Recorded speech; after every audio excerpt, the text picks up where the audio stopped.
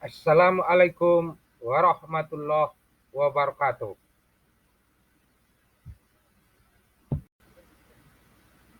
Video ini menampilkan aksi nyata Modul 14 Budaya Positif oleh Hadis dan Abdul Rozak, CGP Angkatan 8 dari Kabupaten Mandailing Natal. Topik utama pada pembahasan ini tentang budaya positif, yakni keyakinan sekolah atau kelas, 5 kontrol posisi guru, dan segitiga restitusi. Inilah aksi nyata yang kami lakukan di sekolah SDN 130 Tanjung. Assalamualaikum warahmatullahi taala wabarakatuh. Salam dan bahagia. Salam dan bahagia. Terima kasih. Senang rasanya pada hari ini kita berkumpul di ruangan sekolah kita ini untuk mendukung kegiatan CGP atau PGP dalam rangka melaksanakan tugas yang berkaitan dengan LSM, LMS, dikat dulu i. Sekarang mana moe? Salamnya naruh membagus megan 1 2 3. Tugas kita pada pagi hari ini, berkaitan dengan modul 1.4. Modul 1.4 ini adalah tentang budaya positif. Begitu tema pada hari ini. Pertama-tama kami ucapkan terima kasih pada Ibu Kepala Sekolah, pada rekan sejawat, teman-teman, Bapak Ibu yang sudah berpartisipasi dalam mensukseskan dan mendukung kami sebagai CGP di sekolah kita. Saya sebagai protokol akan memaparkan sedikit gambaran kegiatan pada diskusi hari ini, yaitu tentang menjalankan budaya atau keyakinan budaya positif di sekolah kita. Budaya positif ini adalah budaya yang menerapkan disiplin. Budaya yang menerapkan disiplin di sini kita memahami bagaimana memotivasi diri kita dan memotivasi siswa kita untuk menerapkan budaya dan nilai-nilai positif, dan berkaitan juga dengan perilaku manusia secara universal, dengan berkaitan dengan hukuman dan penghargaan. Itu gambarannya Bapak dan Ibu, terutama untuk Ibu Kepala Sekolah. Kemudian setelah acara pembukaan, kami harapkan juga sepatah dua kata-kata sambutan dari Ibu Kepala Sekolah. Selanjutnya, untuk rekan-rekan sejawat yang sangat kami hormati, nanti kami harapkan untuk melakukan refleksi. Refleksi dalam arti setelah nanti narasumber menyampaikan materi, teman-teman kami harapkan memberikan tanggapan dan masukan, juga saran yang membangun.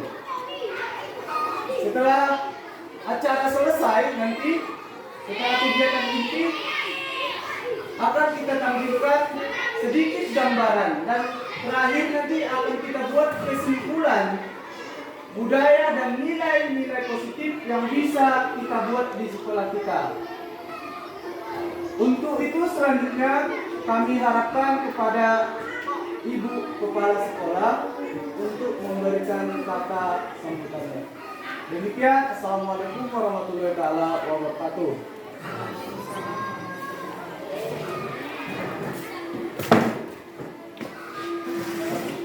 Assalamualaikum warahmatullahi wabarakatuh. Ibu Sumpur Maria sama telah memberikan kita kesehatan dan kesempatan pada hari ini, kita dapat berkumpul di ruangan ini dalam acara diskusi mengenai pembelajaran ataupun modul tentang acara CGP, yaitu yang dilaksanakan oleh Pak Ojak dan Pak Adis yang berada di sekolah kita ini. Dan selanjutnya salam dan salam kita hadiahkan kehadiran junjungan kita Nabi besar Muhammad Shallallahu Alaihi Wasallam yang berlapaskan Allahumma sholli ala sayyidina Muhammad wa ala ali sayyidina Muhammad, yang mana syafaat beliau nanti yang sangat kita harapkan di yaumil akhir. Untuk selanjutnya yang saya hormati bapak-bapak dan ibu-ibu dan juga bapak-bapak CGP yang hadir di ruangan kita ini.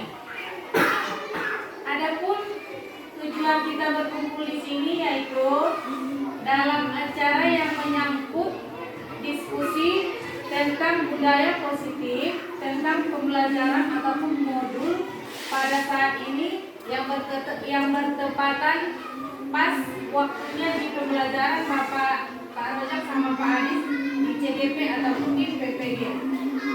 Kemudian mudah-mudahan nanti hasil diskusi tentang budaya positif ini dapat kita terapkan di sekolah kita ini dan dapat memajukan pendidikan untuk kedepannya di sekolah kita ini. Saya kira cukup sekian kata sambutan dari saya sebagai kepala sekolah. Mana tahu tadi ada kata-kata yang tidak pada tempatnya. Saya mohon maaf.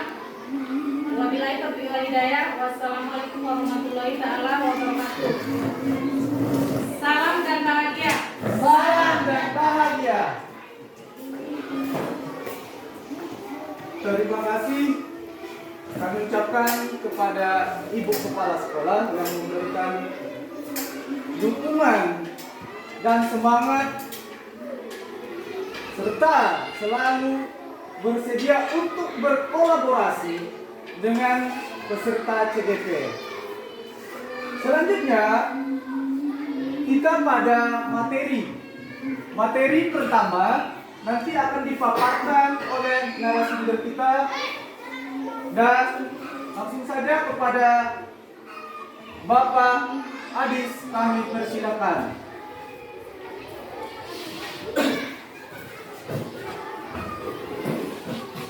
Bismillahirrahmanirrahim. Assalamualaikum warahmatullahi wabarakatuh.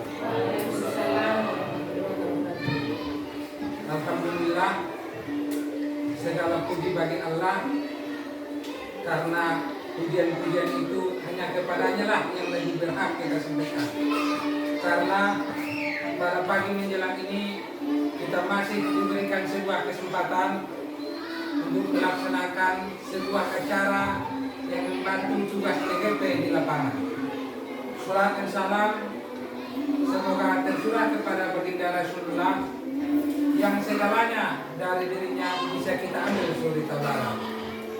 Dengan ucapan Allahumma sholli ala sayyidina Muhammad wa ala ali sayyidina Muhammad. Yang terhormat Ibu Kepala Sekolah, Bapak Ibu Guru yang hadir di ruangan ini. Sebelumnya saya mohon izin dan berterima kasih kepada Bapak Ibu. Kenapa saya harus mohon izin? Karena saya sudah meminta waktu Bapak Ibu yang seharusnya Bapak Ibu ada di ruangan, ada aktivitas yang lain. Sekarang Bapak Ibu bersama kami ada di ruangan ini. Dan saya juga berterima kasih karena Bapak Ibu telah merelakan waktunya untuk kami, untuk membantu kami, untuk mensukseskan kami melaksanakan tugas kami membuat aksi nyata. Sekali lagi saya ucapkan terima kasih. Bapak Ibu yang berbahagia, kami yakin Bapak Ibu orangnya hebat, orangnya pintar, tidak salah. Yang dilakukan sudah bagus, tapi kami juga memiliki sebuah keyakinan memberikan sesuatu yang lain itu juga tidak salah. memberikan sesuatu yang baru itu juga tidak salah. Makanya manakala nanti ada sesuatu hal yang baru bagi kita, mudah-mudahan inilah titik awal bagi kita untuk melaksanakan diskusi dan kolaborasi untuk memperbaiki kinerja kita di lapangan. Bapak, Ibu yang berbahagia, materi yang akan kami sampaikan, saya mohon izin maju ke depan. Materi yang akan kami sampaikan tentang budaya positif. Mungkin Bapak Ibu bertanya, apa itu budaya positif? Memang di telinga kita sudah sering kita dengar, sering terlintas di pikiran kita. Tapi kan terkadang dia hanya sekilas. Jadi di sini saya akan mencoba menjelaskan budaya positif itu.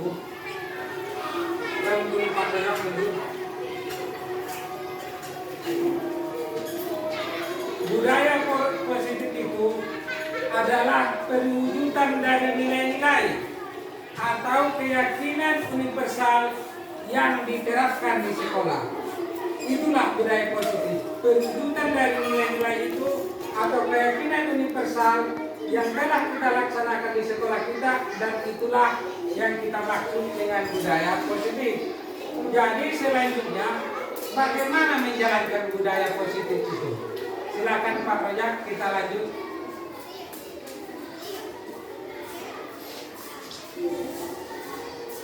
Cara menjalankan budaya positif, yang pertama kita harus terapkan yang namanya disiplin positif. Kalau kita ingin budaya positif terlaksana di sekolah kita, disiplin positif harus kita laksanakan.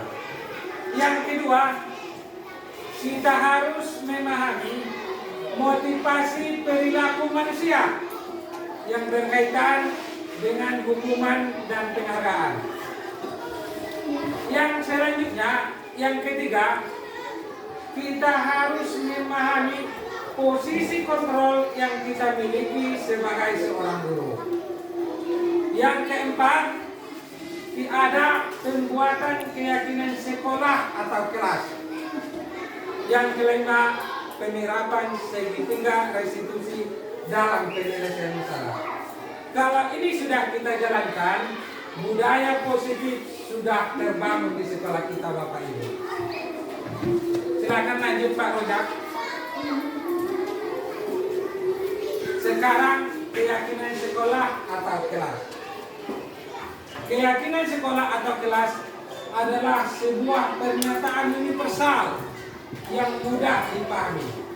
Maksudnya, pernyataan ini semua orang mengakui, tidak ada yang membantah, dan mudah dipahami. Ada pernyataan universal yang agak sulit, itu tidak masuk. Tapi kita buatlah keyakinan sekolah atau keyakinan kelas itu yang mudah saja dipahami. Nggak usah banyak-banyak. Kalau banyak nanti takutnya kita pun lupa, anak kita lupa. Tapi buatlah sedikit, tapi sudah menampung semuanya. Boleh Pak Rojak.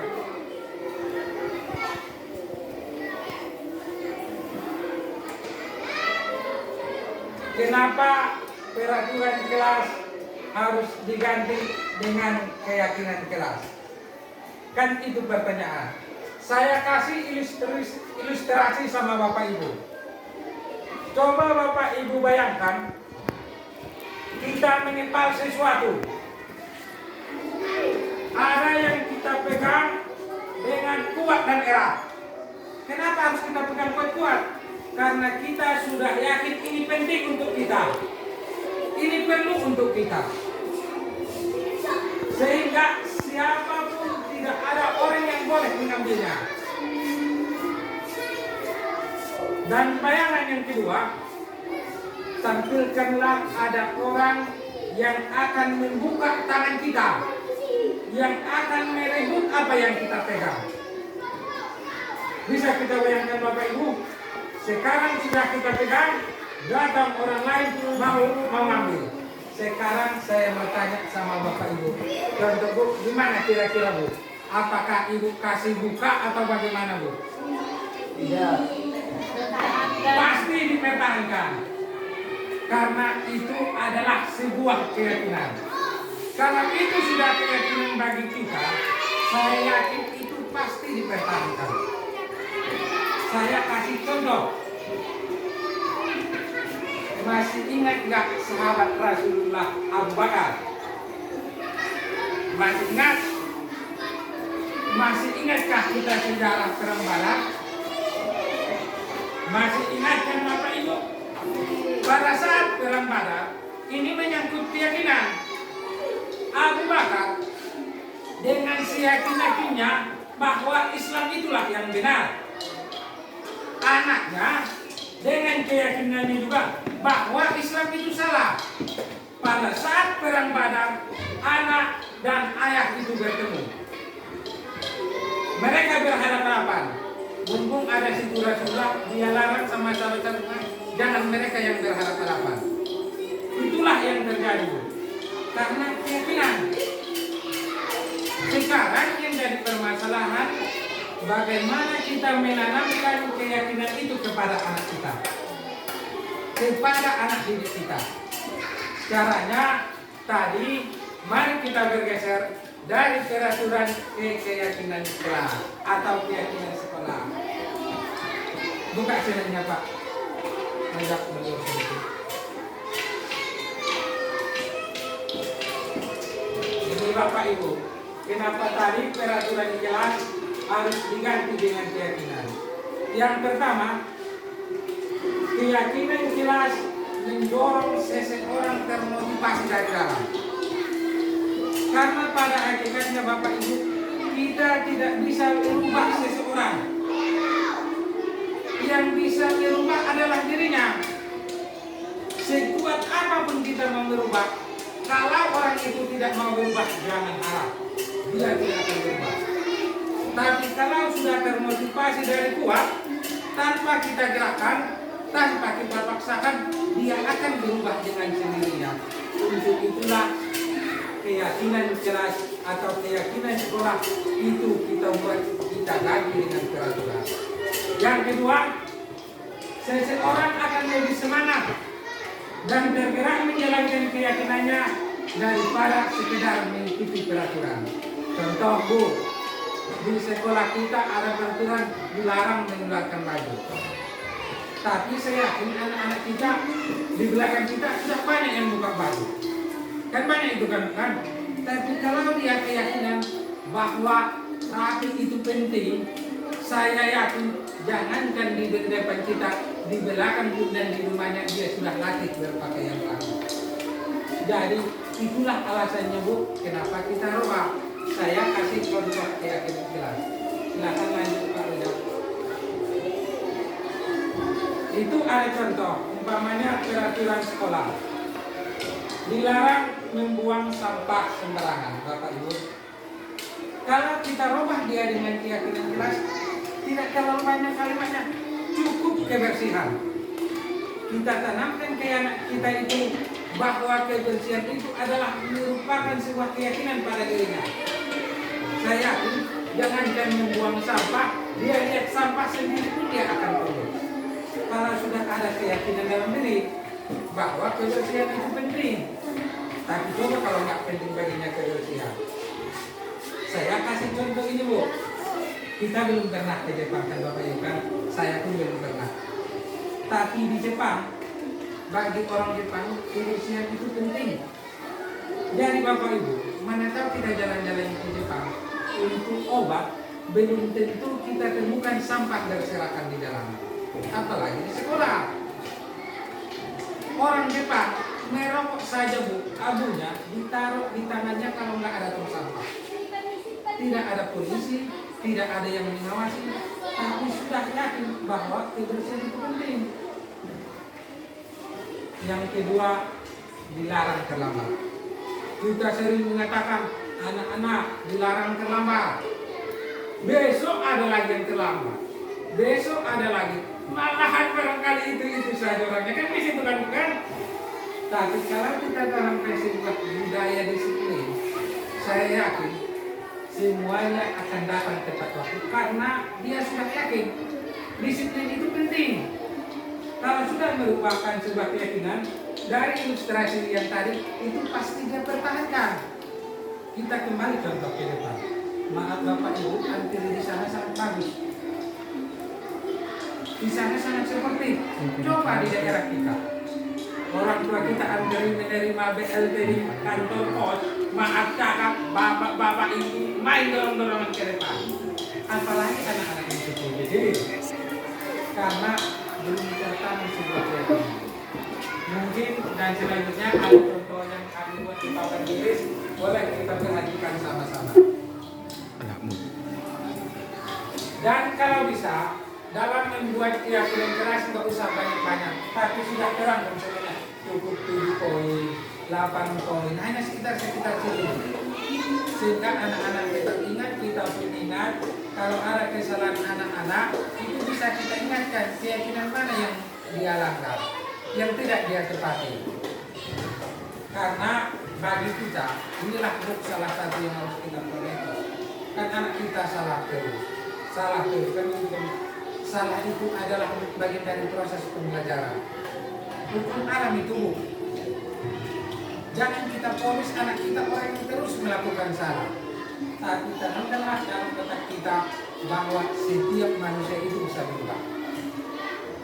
Kalau pikiran kita, kok kita menunggu kapan dia mengalirkan sebuah kesalahan, yakinlah kesalahan itu pasti sering terjadi. Tapi jika kita membuat sebuah dalam pikiran kita keyakinan bahwa sejak apapun anak kita bisa berubah, saya akan bisa terlaksana. Tergantung dari sudut pandang kita. Jadi kalau perlu cara berpikir menggunakan satu strategi yang ya, mari kita perbaiki. Karena saya pernah baca sebuah buku judulnya begitu kuat alam ini menyelesaikan apa yang ada di otak kita. Hebat alam ini. Makanya kalau kita pakai konsep agama dalam perasaan baiklah kepada Allah, karena Allah akan membuat kita seperti apa yang kita rasakan. Kami bukan ya boleh adil.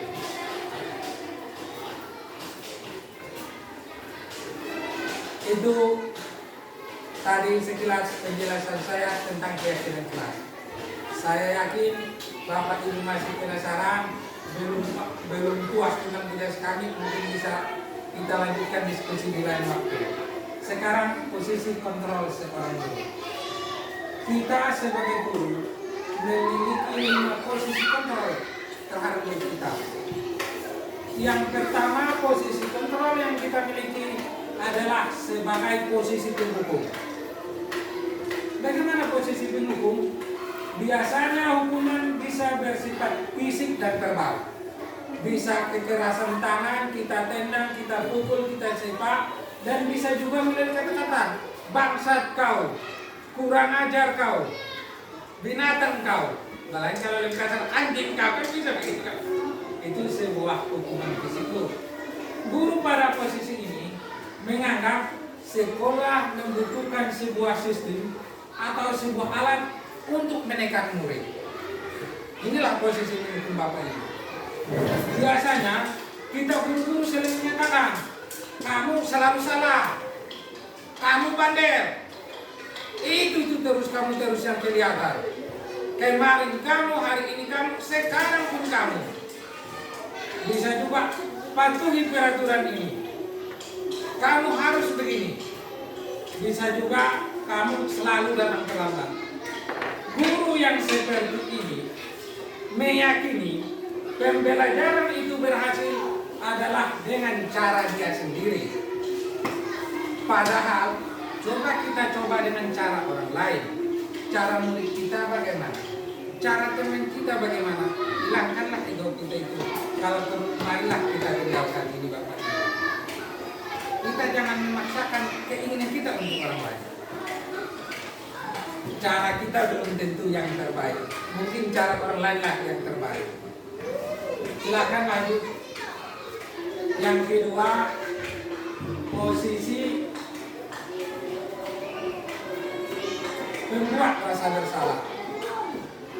Posisi membuat rasa bersalah, seorang guru biasanya berbicara lembut, yang membutuhkan suasana yang hening, sepi, sehingga dia bisa membuat anak itu merasa tidak nyaman, merasa bersalah, merasa rendah diri. Ini sering kita terapkan untuk anak-anak kita.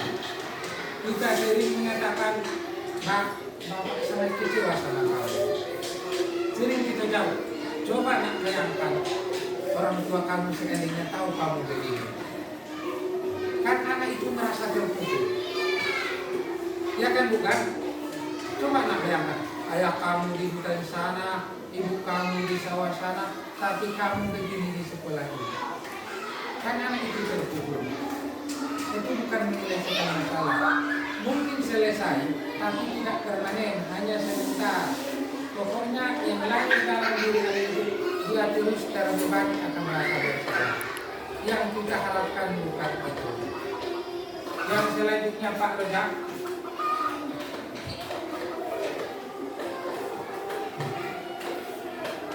Yang selanjutnya teman. Kita kadang guru sering memposisikan kita sebagai teman untuk murid kita. Kita berusaha tidak akan menyakiti mereka. Kita mengontrol mereka secara persuasif, pelan-pelan.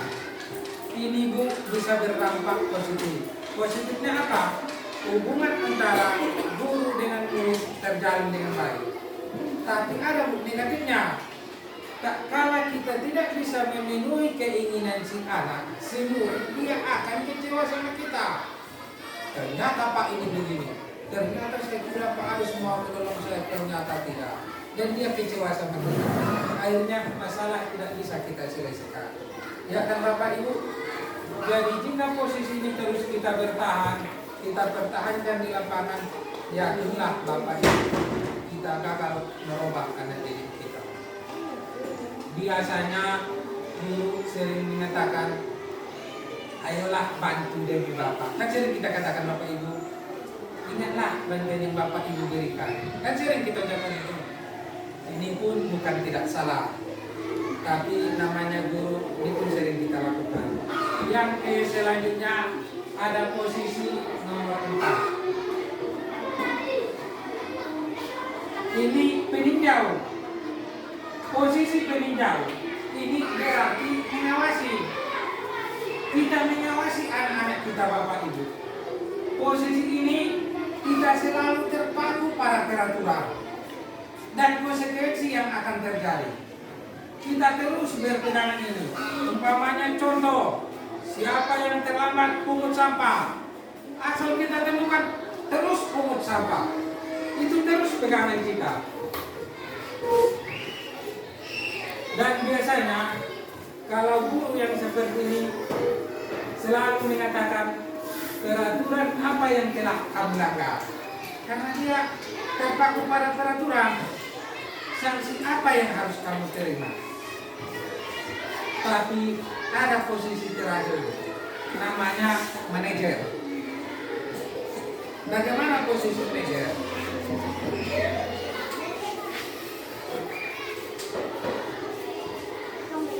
Posisi manajer,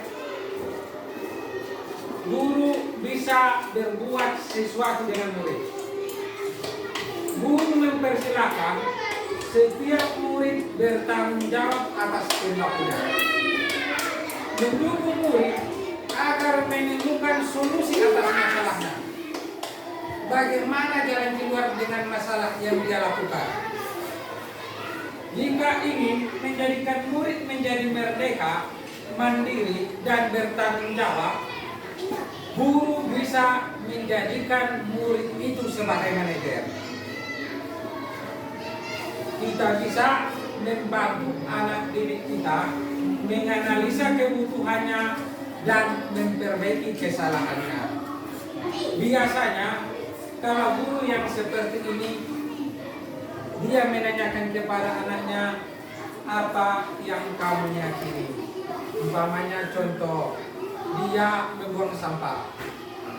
Apa yang kamu yakini nak? Kenapa kau lakukan seperti ini? Kan bisa begitu kan? Bukan? Oh saya yakini Pak, kebersihan itu penting. Saya yakin dengan cepat sampah dia buang. Tapi nanti saya ambil contoh bagaimana cara penyelesaiannya. Karena nanti tidur kita di situ sana. satu nanti terakhir. Selanjutnya Pak Ojak, kita lanjut dengan segitiga restitusi.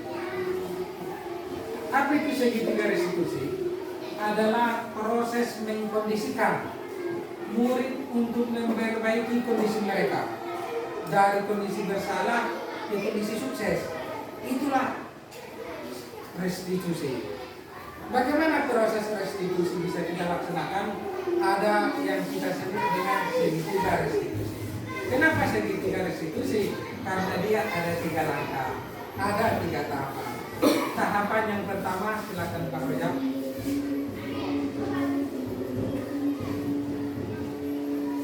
Tahapan pertama, menstabilkan identitas.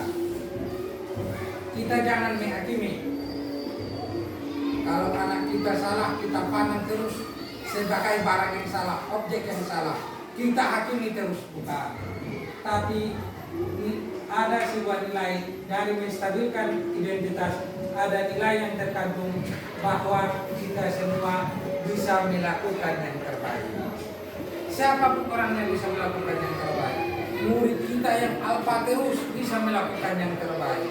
Jadi kita geserlah posisinya dari kegagalan menjadi kesuksesan. Bisa kalimat yang kita pakai terakhirnya, tidak ada manusia yang sempurna. Supaya dia normalkan dulu pemikirannya. Berbuat salah itu biasa. Maka tadi saya katakan kesalahan itu adalah bagian dari pembelajaran. Kita bisa menyelesaikan masalah itu. Kita stabilkan dulu posisinya. Yang kedua, Pak Rojak lanjut.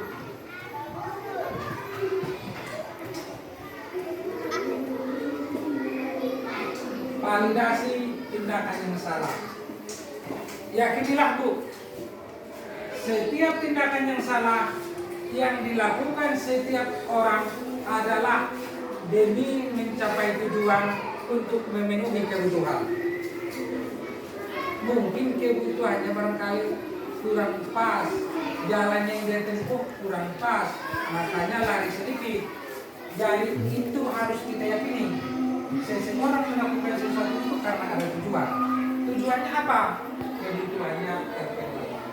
Bisa kita pakai sebuah kalimat, kamu pasti punya alasan melakukan ini.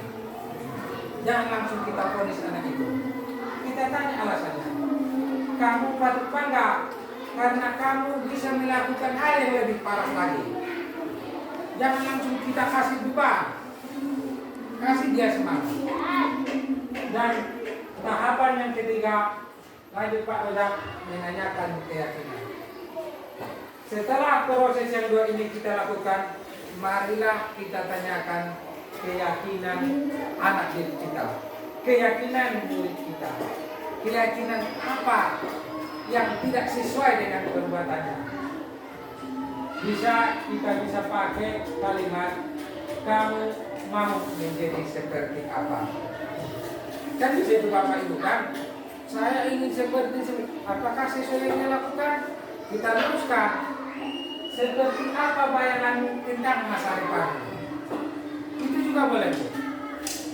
Apa nilai kebaikan yang kamu yakini? Itu juga boleh. Ini hanya contoh-contoh, Bapak Ibu bisa mengaplikasikannya di lapangan dengan kalimat yang beraneka ragam. Dan inilah pemaparan dari kami. Memang pemaparannya sangat singkat, tapi apabila dibuat, saya memiliki sebuah keyakinan juga kembali.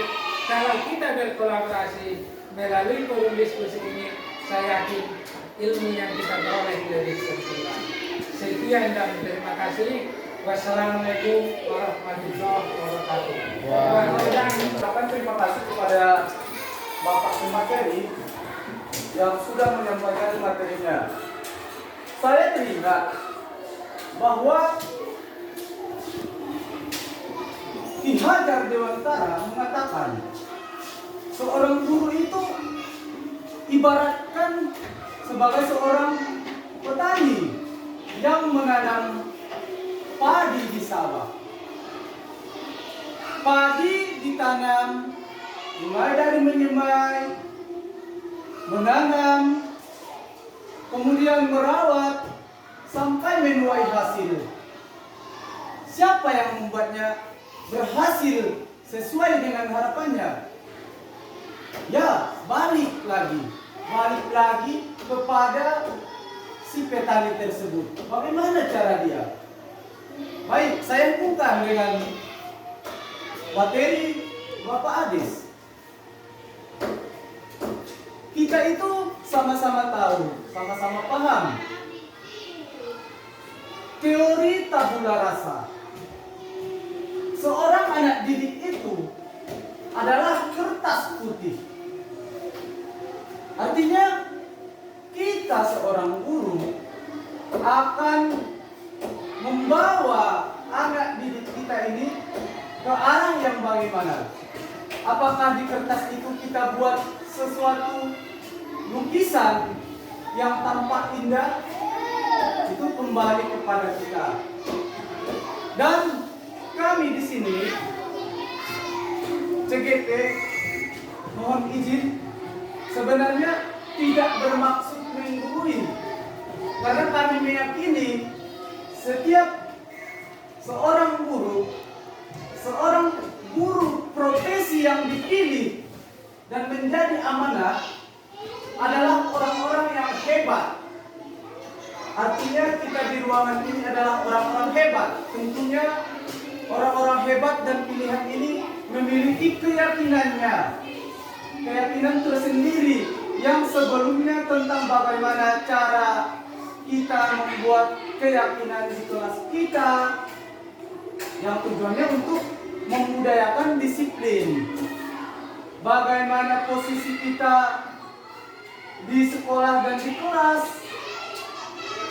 bagaimana hasil dari posisi kita dan keyakinan kita itu berpengaruh pada segitiga restitusi. Itu yang kami simpulkan dari penyampaian atau pemaparan Bapak Adis. Selanjutnya akan kami sampaikan bahwasannya yang terakhir poin ini, poin segitiga restitusi itu bisa dibuat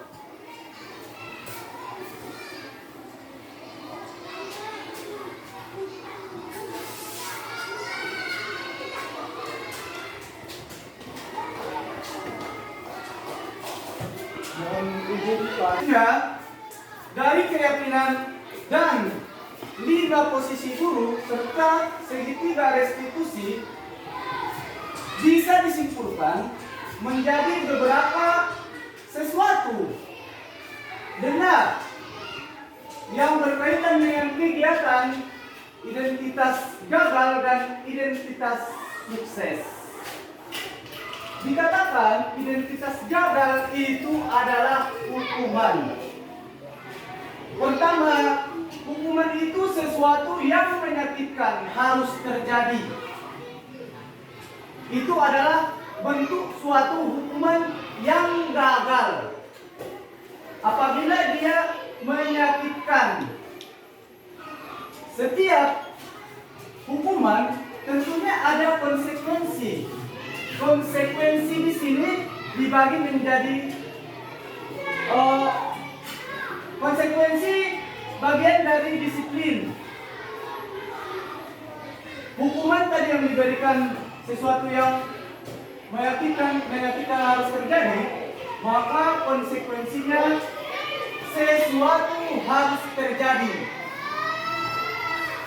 Hukumannya terjadi, konsekuensinya juga terjadi. Kemudian restitusi adalah pilihan, merupakan pilihan. Kemudian hukuman selanjutnya tidak nyaman untuk murid atau anak untuk jangka waktu panjang, itu juga disebut dengan hukuman. Apabila sesuatu kejadian di kelas, di sekolah menyangkut dengan rasa tidak nyaman, maka dia dikatakan hukuman. Kemudian konsekuensinya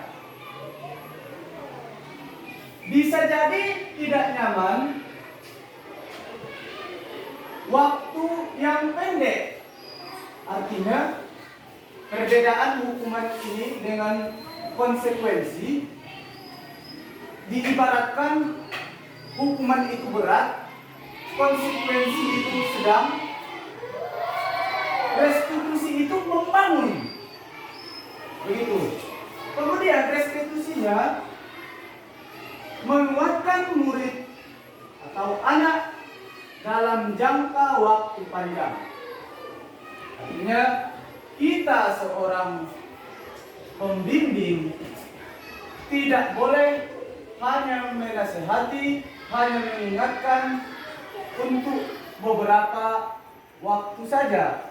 Artinya kita harus tetap konsisten memotivasi, menyemangati, mengingatkan dan menasihati murid kita. Selanjutnya dikatakan hukuman apabila adanya korban dari sifat dari tindakan yang tidak mendapatkan keadilan. Kemudian konsekuensi korban bisa diabaikan. Untuk restitusi korban mendapatkan ganti. Baik Pak, Kadis, lanjut Pak Kadis. Di sini ada beberapa hukuman. Selanjutnya perilaku pasif agresif meningkat. Untuk konsekuensi penguatan hanya bertahan dalam jangka waktu pendek. Kalau untuk restitusi masalah harus terpecahkan. Selanjutnya sistem tidak akan berjalan bila murid tidak takut. Untuk konsekuensi memerlukan monitoring dan supervisi terus-menerus dari guru.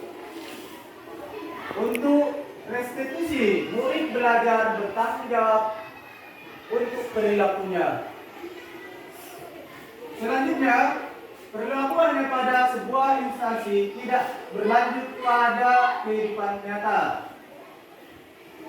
Konsekuensi membantu penerapan mengikuti peraturan dalam bermasyarakat. Restitusinya fokus pada pemecahan masalah dalam jangka waktu yang panjang. Selanjutnya Bapak Ibu, dari ketiga hukuman, restitusi dan konsekuensi itu bisa kita kelompokkan. Yang hukuman itu menjadi tindakan negatif, dan juga untuk konsekuensi kita kelompokkan menjadi kegiatan netral. Netral artinya positif bisa jadi, negatif bisa jadi. Positif di sini adalah restitusi. Artinya ini adalah yang seharusnya dilakukan seorang guru berkaitan dengan materi budaya dan nilai-nilai positif di sekolah kita. Dalam penerapannya bisa jadi kita lakukan dengan kegiatan fisik dan bisa jadi kita lakukan dengan kegiatan verbal. Di sini dicontohkan negatif atau dia berbentuk hukuman. Di sini ada kalimat awas kalau dilakukan lagi ya, nanti awas kamu. Ini adalah hukuman yang berpengaruh pada mental. Ini artinya kalimat negatif, kalimat yang tidak benar, tidak dibenarkan untuk kita lakukan. Kemudian kata-kata atau kalimat yang bisa jadi positif atau negatif. Pilihan kita, lakukan apa yang saya katakan. Kalimat ini akan menekan murid tergantung keadaan mentalnya, bagaimana dia menanggapi kasus tersebut. Dari kalimat lakukan apa yang saya katakan, bisa kita bandingkan kalimat awas kalau dilakukan lagi ya dengan kalimat lakukan apa yang saya katakan. Kalimat restitusinya bisa kita ganti menjadi kalimat yang lebih positif. Contoh, apakah hal ini yang sesungguhnya ingin kamu lakukan? Kita meyakinkan dirinya lagi. Artinya apa? Kita ingat, tugas kita itu harus selalu berpihak pada murid kita, pada siswa kita. Artinya kita tidak memaksakan keinginan kita. Maka kalimat yang paling baik, kalimat yang paling efisien, kita katakan, apakah hal ini yang sesungguhnya ingin kamu lakukan? Ini sering terjadi kasus di kelas kita. Kadang-kala tidak bisa kita pungkiri, kita sebagai pendidik ada kelemahannya juga. Tetapi itulah hebatnya seorang guru. Apabila sudah mengetahui sesuatu yang benar, itu pasti tidak akan lepas dari memori, ingatannya, dari hatinya, hasil dari tindakannya. Ini juga berkaitan dengan keyakinan kami kepada seorang pendidik. Seorang pendidik itu tentunya selalu memilih cara-cara terbaik, meskipun ada beberapa oknum yang belum benar atau berlebihan dalam bertindak. Ini berkaitan dengan tindakan kelas atau keyakinan kelas, keyakinan sekolah terhadap siswa kita. Artinya ini komunikasi kita atau komunikasi guru dengan murid, dengan siswa. Kemudian ada juga metode paksaan. Metode paksaan di sini kita contohkan memaksakan atau mendorong menyerahkan diri. Di sini di sisi siswa mendorong menyerahkan diri, maaf. Siswa didorong menyerahkan diri. Ini adalah tindakan pemaksaan. Ini salah satu contoh. Kalau dia stimulus atau harus respon, seharusnya seorang murid itu mendorong kepatuhan. Artinya ini juga belum sepenuhnya terkontrol. Kalau dia sudah terkontrol, murid itu tidak lagi kita paksa menyerahkan diri, tidak lagi kita harus selalu nasihati atau kita ingatkan, tetapi kesadaran dari dirinya untuk melakukan atau mendorong dirinya lebih disiplin lagi, yang artinya disiplin positifnya lebih meningkat. Kemudian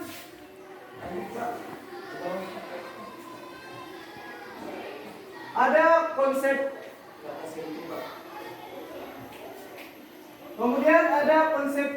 diri buruk dan konsep diri baik serta konsep diri kuat.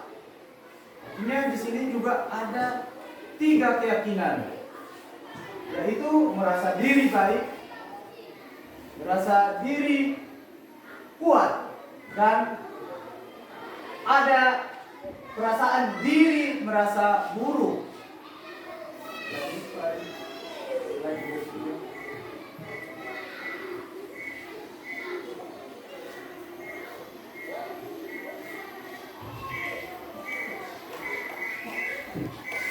Selanjutnya ada juga contoh-contoh identitas gagal.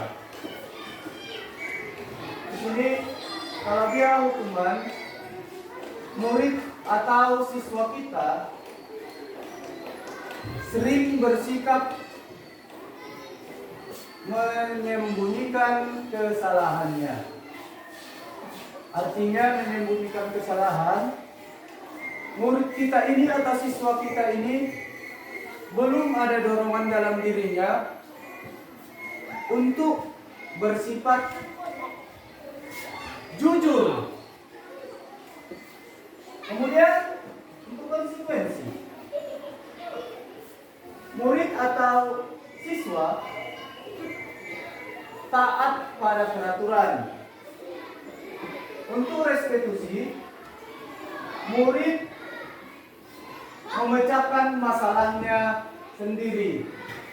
Artinya, kalau dia melakukan sesuatu hal, dia sudah tahu apa konsekuensinya. Yang kedua, mencoba mengontrol anak dengan menguatkan penguatan negatif. Atau contoh lain, membayar pengertian lain, membayar impas dari kesalahannya itu. Konsekuensinya, mencoba mengontrol anak dengan penguatan positif. Restitusi, anak paham bahwa dirinya sendiri yang pegang kendali kontrol. Artinya dia menguasai dirinya sendiri.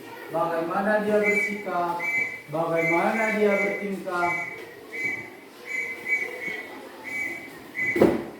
Kemudian selanjutnya,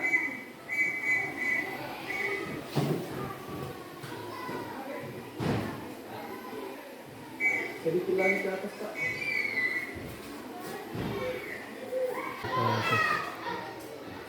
Terima kasih kepada pemateri dan juga rekan sejawat yang terlebih-lebih kepada Ibu Kepala Sekolah yang sudah memberikan kami kesempatan untuk menyampaikan materi yang didapatkan dari modul 1.4.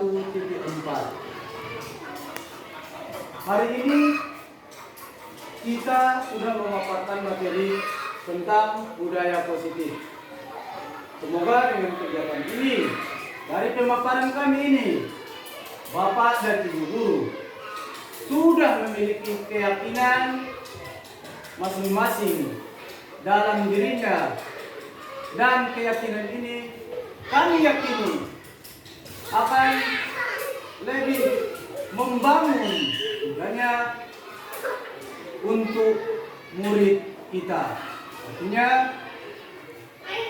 guru, profesi seorang guru adalah model. Model artinya contoh bagi murid kita. Harapan kami terakhir, semoga kita lebih baik dalam memberikan pendampingan kepada murid kita. Salam dan bahagia. Salam dan bahagia. Assalamualaikum warahmatullahi wabarakatuh. Bapak, Ibu, dan yang ikut menonton video aksi nyata tugas TGP Modul 1.4 Budaya Positif. Di sini kami menyimpulkan kegiatan yang kami laksanakan. Mulai dari yang pertama, kami mohon izin kepada pihak sekolah, terutama kepada kepala sekolah, bahwa kami calon TGP Angkatan 8 akan melaksanakan aksi nyata di sekolah ini. Alhamdulillah, kami mendapat dukungan yang sangat baik dari Ibu Kepala Sekolah dan Bapak Ibu guru rekan sejawat yang ada di sekolah ini. Kami dapat dukungan berupa moral dan spiritual, dan kami diberikan keleluasaan dan kebebasan untuk menggunakan sarana dan prasarana yang kami butuhkan dalam pelaksanaan kegiatan kami. Yang kedua, pada pelaksanaan kegiatan, seluruh guru ikut berpartisipasi. Dengan bangga mereka menyambut kami sehingga acara terlaksana dengan baik. Setelah acara terlaksana dengan baik, masih terjadi acara diskusi antara kami dengan pihak guru-guru atau rekan sejawat. Para guru masih antusias untuk dilaksanakan acara lebih lanjut, sehingga pihak sekolah apa yang kami sampaikan dapat dilaksanakan di sekolah ini. Itulah harapan guru-guru, sehingga apa yang kami berikan, materi yang kami berikan memberi manfaat dan bekas untuk tempat kami melaksanakan aksi nyata. Demikianlah kesimpulan yang bisa kami buat karena kami terdiri dari 2 orang, dan selanjutnya kepada rekan kami Abdul Razak, saya persilakan untuk menambahnya. Sebagai tambahan kesimpulan dari rekan Pak Adis, kegiatan pada diskusi budaya positif yang dilakukan di Sekolah 130 Tanjung ini, pertama, dukungan dan fasilitas sangat mendukung sekali. Ibu Kepala Sekolah dan rekan sejawat sangat mendukung dan selalu siap berkolaborasi. Pada kegiatan ini, rekan-rekan sejawat sangat antusias. Dalam hal ini, rekan-rekan sejawat juga meminta kepada kami pemateri untuk lebih mendalami lagi materi yang disampaikan di hari sebelumnya. Kami juga menyimpulkan bahwa fasilitas yang disediakan sangat mendukung. Ruangan sudah tersedia dan persiapan-persiapan pendukung lainnya sudah disediakan.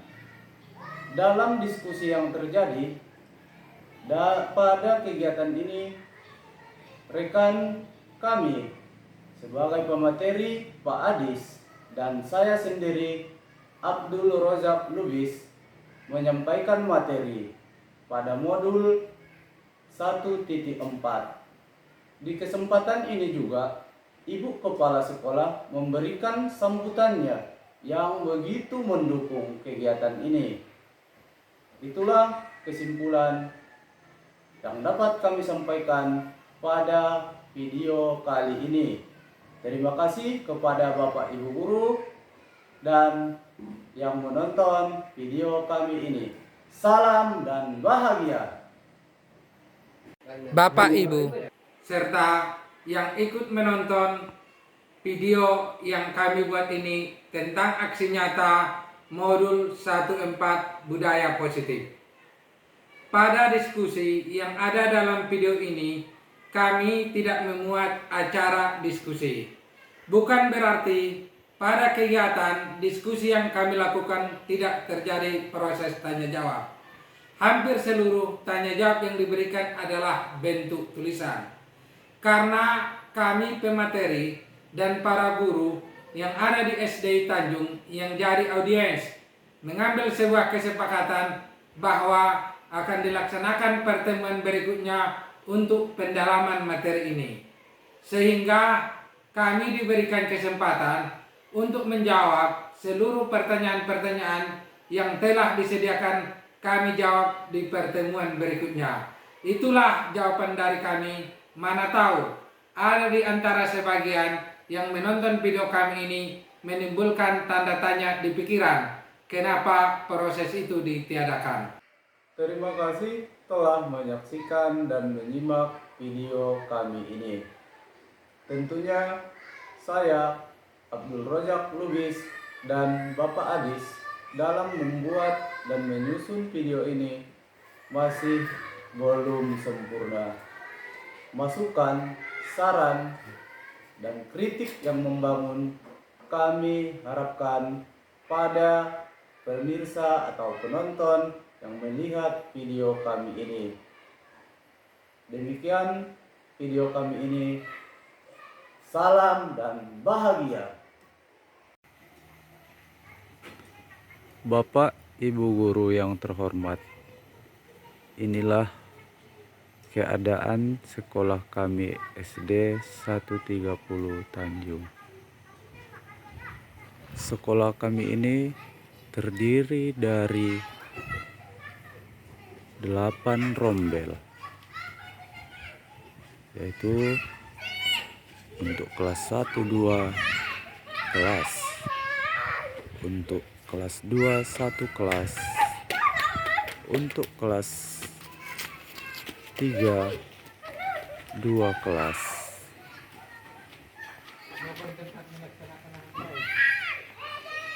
kelas 4, kelas 5 dan kelas 6. Disinilah lokasi kami melakukan diskusi budaya positif dengan rekan sejawat guru-guru di sini serta kepala sekolah di ruangan, tepatnya di ruangan kelas 5. Terima kasih atas perhatian dan assalamualaikum warahmatullahi wabarakatuh.